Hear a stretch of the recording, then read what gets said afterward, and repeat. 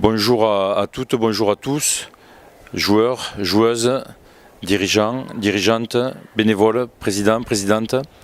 Pour ce dernier thème, on ne pouvait pas se quitter sans parler bien sûr du développement de la pratique et bien sûr de développer la pratique du rugby en toute sécurité. Développer la pratique, c'est quoi? C'est tout d'abord soutenir nos départements.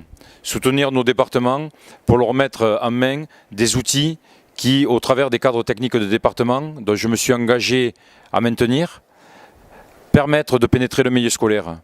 Permettre de pénétrer le milieu scolaire, beaucoup l'ont essayé, peu y sont arrivés.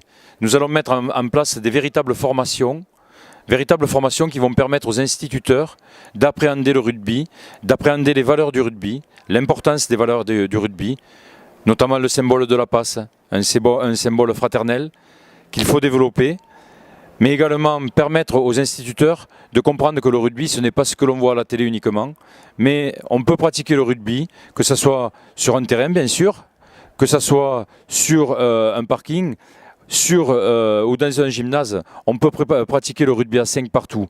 C'est un outil fondamental qu'il faut développer, qu'il faut mettre en place, et tout simplement les collèges, les écoles qui décideront, qui souhaiteront abonder dans notre sens et développer la pratique du rugby, nous les équiperons de ballons, de plots, de chasubles, voilà, tout ce qui est simple pour la pratique de notre rugby.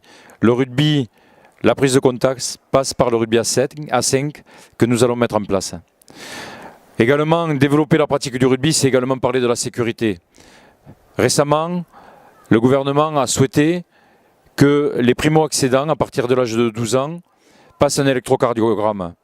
Nous allons équiper les départements de moyens leur permettant de réaliser eux-mêmes le plus rapidement possible, dans les 2-3 jours qui suivent l'arrivée d'un primo-accédant, l'électrocardiogramme. Ce qui fait que cet enfant-là, cette personne-là, n'attendra plus 2 à 3 semaines pour avoir sa licence de rugby. Ça fait partie aussi du développement de la pratique et du développement de la pratique en toute sécurité. Quand on parle de sécurité, on se doit également de parler de tous les accidents du rugby. Avec le docteur Galouille, nous allons mettre en place une véritable cellule de suivi des joueurs blessés, une véritable cellule du suivi des commotions cérébrales, une véritable cellule au soutien des clubs qui permettra aux clubs, lorsqu'ils recruteront notamment un joueur, de savoir si ce joueur-là a eu des antécédents, de savoir si ce joueur-là a besoin d'être accompagné. Voilà ce que c'est que de développer le rugby, voilà ce que c'est que de développer le rugby, surtout en toute sécurité.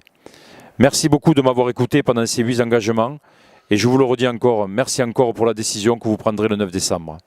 Au plaisir.